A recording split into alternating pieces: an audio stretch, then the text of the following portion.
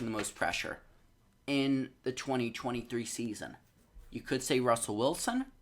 You could say Dak Prescott. You could say Justin Herbert. There are a lot of different ways and a lot of different guys that you could say are fighting for their position, who are on the hot seat, are proving themselves this year, or have a big year to make sure that they could still be on the team and still are on and in the franchise quarterback next year. And they need to. And they deserve to be the franchise quarterback.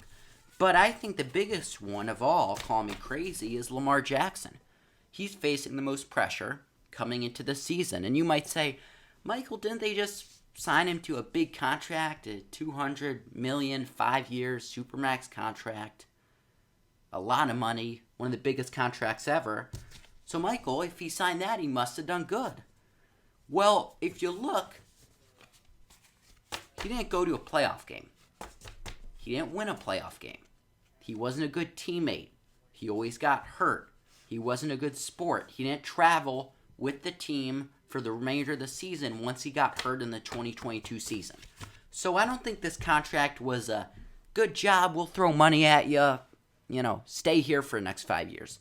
I think it was a contract where you say, we'll give you the money, but we need to change the offense. We need to change the offense. Because it is not a coincidence, and actually I'll go this first, that we know, right? It is a fact that the last 4 or 5 years, when Lamar Jackson had been in the Ravens, the system had been making sure a system where he could be thriving in. This system includes not throwing the ball much. This system includes RPOs, a lot of runs, right? Having good running backs and good offense lines who could block. And this is really the only offense like it. And for the first 3 or 4 years, the offense and their identity was basically set on making Lamar Jackson play to his strengths and not his weaknesses. And his weakness was passing. Again, a $200 million guy, his weakness was passing.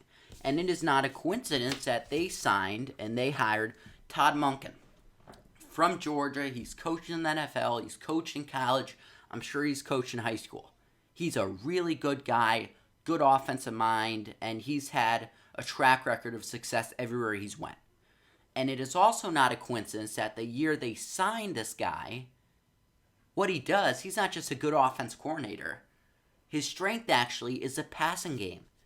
You look what he did in Georgia. Stetson Bennett was supposed to be a game manager. He turned into a star, right? The passing game, that's his strong suit. He's really good. He has a good eye for creating plays, throwing the deep ball, getting wide receivers open. All that is in passing, in the passing game in NFL and college football.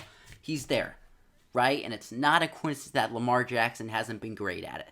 So I think the contract wasn't just good job. I think the contract was, we'll give you this money, but you need to change your identity. Right? We need to change our scheme. We cannot be this running team. We cannot be this Lamar Jackson scheme where all we do is run in the RPOs. We need to throw the ball. Right? So they brought in Todd Monken and they signed Mark Andrews and they drafted why am I blanking on the name? They drafted a wide receiver and they also signed Odell Beckham, who is supposed to be, I think, their wide receiver one. And, maybe it's not the best wide receiver core, but they have a new player. They have one of the top tight ends, and they have maybe, a very good but kind of older wide receiver in Odell Beckham. And when he's good, and when he plays, he's very good. Don't get me wrong there. So it's not a coincidence that he signed this money. It wasn't just good job.